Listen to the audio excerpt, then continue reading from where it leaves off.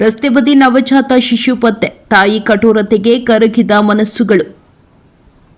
ಮಕ್ಕಳಾಗಲೆಂದು ಹಲವಾರು ಹರಕೆ ಹೊರುವುದು. ಆಸ್ಪತ್ರೆಗಳಿಗೆ ಅಲೆದಾಡುವವರ ನಡುವೆ ಇಲ್ಲೋರ್ವ ತಾಯಿ ನವಜಾತ ಶಿಶುವನ್ನು ರಸ್ತೆ ಬದಿ ಬಿಸಾಡಿ ಹೋಗಿದ್ದಾಳೆ.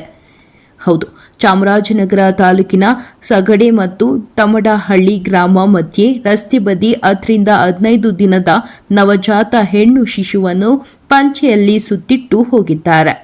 ಅದೇ ಮಾರ್ಗದಲ್ಲಿ ಬರುತ್ತಿದ್ದ ಪರಮೇಶ್ ಎಂಬುವರು ಮಗುವನ್ನು ಕಂಡು ಕೂಡಲೇ ಸಗಟೆ ಪ್ರಾಥಮಿಕ ಆರೋಗ್ಯ ಕೇಂದ್ರಕ್ಕೆ ಕರೆದೊಯ್ದು ಆರೈಕೆ ಮಾಡಿಸಿದ್ದಾರೆ. ಮಾಹಿತಿ ತಿಳಿದ ಅಂಗನವಾಡಿ ಕಾರ್ಯಕರ್ತೆ ನಾಗಮಣಿ ಆಸ್ಪತ್ರೆಗೆ ಭೇಟಿ ಕೊಟ್ಟು ಮಗುವನ್ನು ಚಾಮರಾಜನಗರ ತಾಯಿ ಮತ್ತು ಮಕ್ಕಳ ಆಸ್ಪತ್ರೆಗೆ ಕರೆತಂದಿದ್ದಾರೆ. ಸದ್ಯ ತೀವ್ರ ನಿಗಾ ಘಟಕದಲ್ಲಿ ಮಗುವನ್ನು ಇರಿಸಲಾಗಿದೆ. ಮಹಿಳಾ ಮತ್ತು ಮಕ್ಕಳ ಕಲ್ಯಾಣ ಇಲಾಖೆ ಅಧಿಕಾರಿಗಳು ಭೇಟಿ ಕೊಟ್ಟಿದ್ದಾರೆ. ಇನ್ನು ನವಜಾತ ಶಿಶು ರಸ್ತೆಯಲ್ಲಿ ಬಿಸಾಡಿ ಹೋದ ಘಟನೆ ತಿಳಿದು ಆಸ್ಪತ್ರೆಗಳಿಗೆ 10 ಮಂದಿ ಭೇಟಿ ಕೊಟ್ಟು ಮರುಕ ವ್ಯಕ್ತಪಡಿಸಿದ್ದ ದೃಶ್ಯ ಸಾಮಾನ್ಯವಾಗಿತ್ತು. ಈ ಕುರಿತು ಪರಮೇಶ್ ಮಾತನಾಡಿ, ಚಾಮರಾಜನಗರಕ್ಕೆ ಬರುತ್ತಿದ್ದಾಗ ಮಗು ಇದ್ದದ್ದನ್ನು ಯಾರೋ ಒಬ್ಬರು ನಿಂತು ನೋಡುತ್ತಿದ್ರು. ನಾನು ತಡ ಮಾಡದೆ ಆಸ್ಪತ್ರೆಗೆ ಕರೆತಂದೆ.